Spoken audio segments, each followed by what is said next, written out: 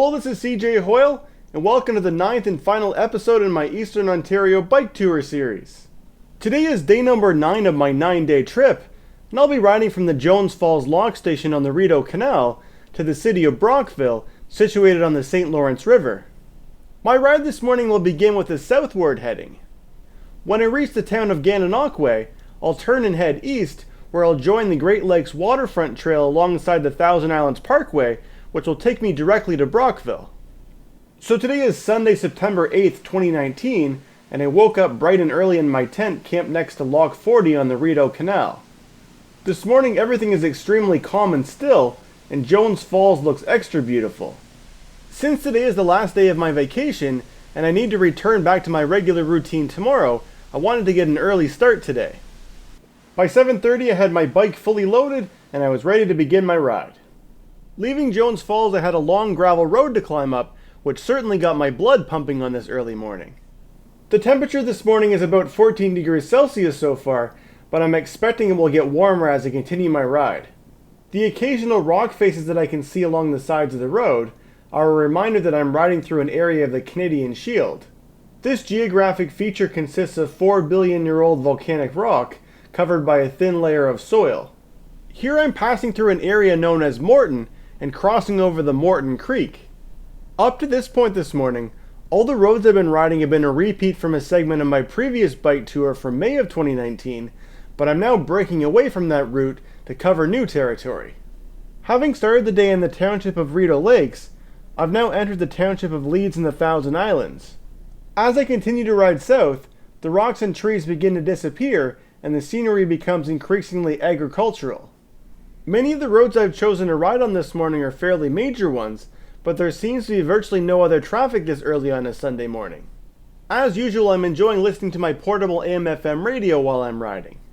This sign says Low Subway ahead, which doesn't appear to be a very standard looking road sign, nor is it a phrase that I'm typically used to. I guess I'll have to keep on riding so I can figure out what a low subway actually is. This water I'm passing on the right is South Lake, which flows underneath this bridge and eventually reaches Gananoque Lake. As it flows south, Gananoque Lake narrows and becomes the Gananoque River, which is what I'm now riding across. The river looks very beautiful on this calm September morning. Not far from there I got to find out what a low subway looks like. This old bridge carries the tracks of the Canadian National Railway's main line. Towards this end of the province, these tracks follow a similar path as Highway 401, which I'm now crossing over. At the other end of the overpass, I spotted the Gananoque water tower in the distance. So I've now entered the town of Gananoque, which has a population of about 5,000. If you've been paying careful attention to this video series, you may have noticed that my morning today did not begin with a delicious bowl of campsite overnight oats. Since I started the day so early, I decided to save my breakfast, and now 30 kilometers in I'm definitely feeling ready to refuel here in Gananoque's beautiful Confederation Park. Standing here in the water of the Gananoque River, this bird is a great blue heron.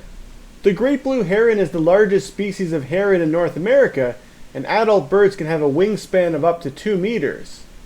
They're known to primarily feed on a diet of small fish, and this heron is likely waiting patiently here for one to swim past. Not far away in the same park, I spotted this groundhog standing very still outside of its burrow.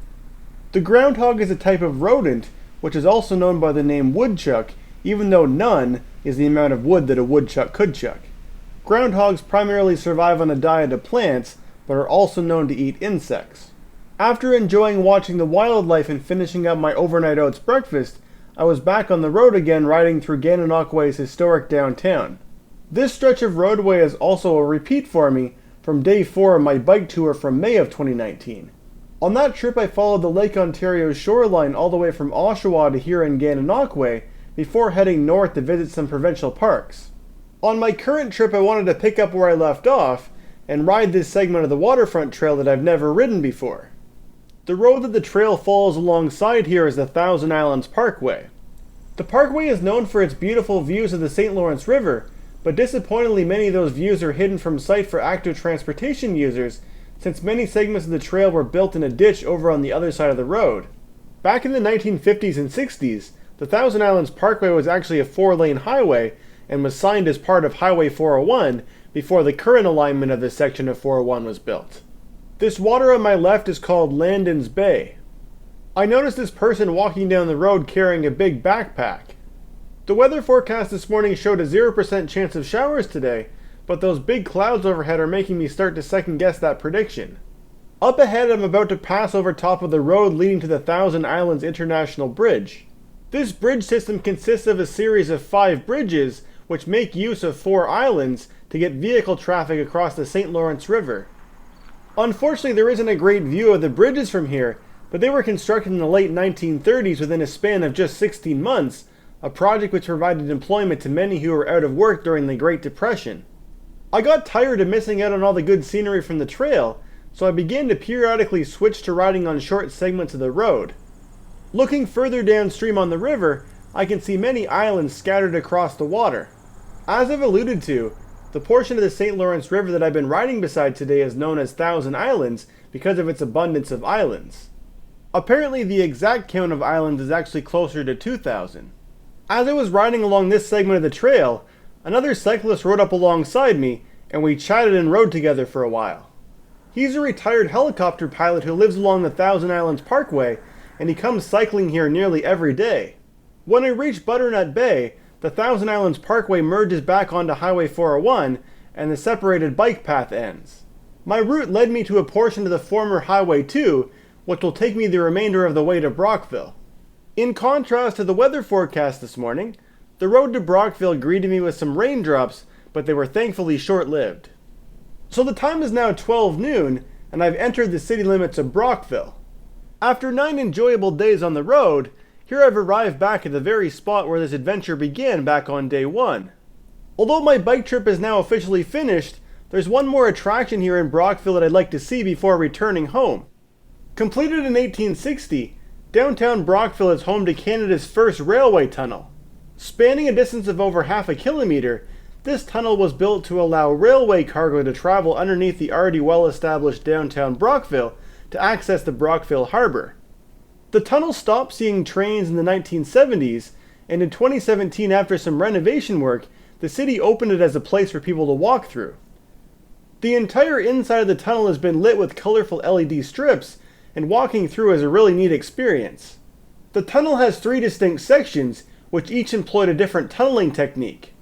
The most southern section has an open trench construction, reinforced with stone blocks. The middle section is solid bedrock, which needed to be drilled and blasted through. The most northern section was soil that was tunneled through and supported by stone blocks. After reaching the other end of the tunnel, I decided to take the above ground route to get back to where I started. The tunnel follows the same line as Victoria Avenue here, but it actually passes directly underneath the Brockville City Hall. I found the Brockville Tunnel really interesting and beautiful, and it's definitely something I would recommend checking out. So my total distance this morning on day 9 was 81 kilometers. When I tally up my distances from each day, I get a total of just over 1,000 kilometers, which makes this my longest 9-day trip to date. Even though I hadn't intended on it, I think it's really neat that the shape of my route closely resembles the white trillium, Ontario's provincial flower. When I review my expenses from this trip, I see that I spent just under $650, which is quite affordable for a 9-day vacation away from home. My biggest expense on this trip was meals at restaurants, closely followed by camping permits. I also spent money on groceries, as well as a few other things, including a replacement USB power bank and charger, an inner tube, and my one ferry ride on this trip. Over the course of these last 9 days, I've seen a lot of really interesting scenery and created memories that will last a lifetime. Eastern Ontario is rich in history, and I've thoroughly enjoyed learning about the early settlers of Upper Canada throughout my travels here. During this trip I encountered precipitation on 6 of the 9 days, making this one of the rainiest trips I've ever done. Since I came prepared with appropriate clothing and rain gear, the weather really didn't detract from my enjoyment of this trip. Bike touring is a truly incredible way to spend a vacation, and I highly recommend it. Having now completed 6 very enjoyable extended bike tours in my native province of Ontario, I'm convinced that you really don't need to venture far from home to experience a top-notch cycling vacation. If you've watched this 9-part series all the way to the end, I'd love to hear your comments about my trip, but I'd also love to hear about some of your favorite bike tours. If you've never done a bike tour before, tell me about one that you'd like to do in the future. If you haven't already seen them, I would highly recommend watching the videos from my 4 other bike tours that I've posted. I hope you've enjoyed joining me on my Eastern Ontario bike tour series. Please leave a comment below, and thanks for watching.